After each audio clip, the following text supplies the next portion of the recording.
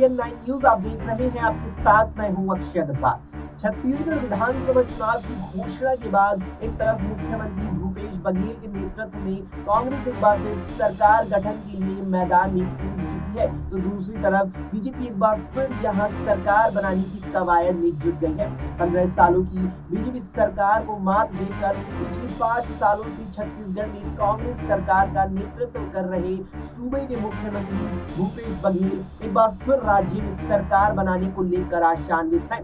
5 सालों के उनके शासन के दौरान भ्रष्टाचार को लेकर केंद्रीय एजेंसियों सीबीआई और ईडी की मैराथन छापेमारी और सरकार की कई नौकरशाहों की गिरफ्तारी के बीच उनकी सरकार के खिलाफ सत्ता विरोधी लहर होने के दावे किए जा रहे हैं। इसके अलावा पार्टी में टिकट बंटवारे को लेकर भी भारी नाराजगी है। कांग्रेस ने इस बार राज्य के मौजूदा विधायकों में से 18 का टिकट काटा है, जिसके बाद विरोध की लहर भी तेज हो गई है। ऐसे में पार्टी एक बार फिर सरकार गठन करने में कितनी सफल होगी?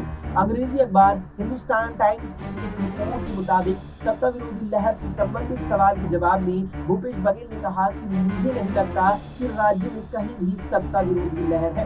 कहीं कहीं अगर होगी तो वो स्थानीय विधायकों के खिलाफ हो सकती है। कई बार ऐसी नाराजगी पार्टी कार्यकर्ताओं में भी होती है, इसलिए कुछ विधायकों का टिकट काटा गया है।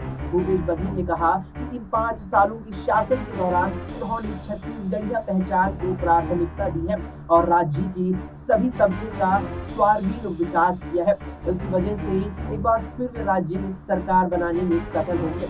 विधानसभा की 90 सीटें हैं। बहुमत से सरकार बनाने के लिए कम से कम 46 सीटों की जरूरत होती है।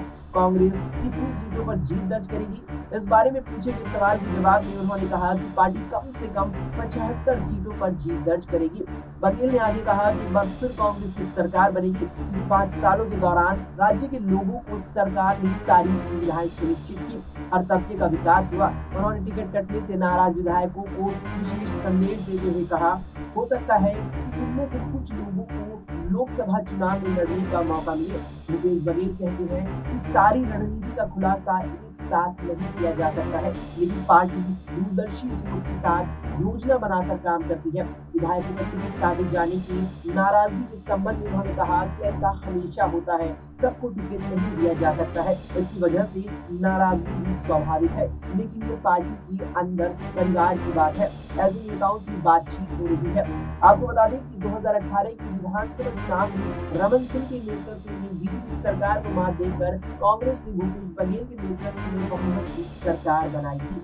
फिलहाल के इस वीडियो में इतना ही। देश और दुनिया की तमाम खबरों को लेकर अपने के लिए आप देखते रहिए SPN9।